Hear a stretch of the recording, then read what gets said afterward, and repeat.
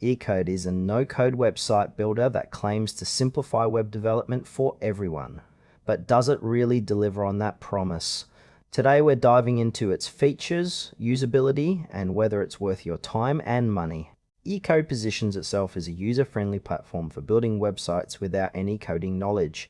It offers a visual editor that allows you to drag and drop elements, making it accessible for beginners.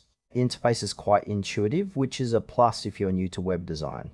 One standout feature is the ability to customize components extensively, which could appeal to users who want a bit more control over their sites. However, while it's designed for ease of use, some users might find the learning curve a bit steep at first. The documentation is there, but it could be more comprehensive, especially for those who might need more guidance. Also, the platform seems to cater primarily to small businesses and freelancers, so larger enterprises might find it lacking in scalability. Overall, your code feels promising, but there are some areas where clarity and support could use improvement. When it comes to the pros, Ycode's drag and drop functionality is a major win for those who want to create quickly without diving into code.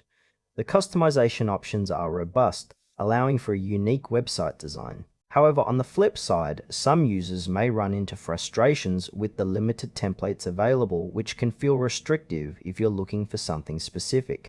There's also a question of trust. While Ycode seems reliable, it's relatively new, and some might hesitate to invest in a platform that hasn't established a long track record. Pricing can be another concern, as it may not be the most budget-friendly option out there. Overall, while code is great for freelancers and small businesses, larger teams or those needing extensive support might want to explore alternatives. In conclusion, Ycode is a solid choice for beginners and small businesses looking to create a website without coding.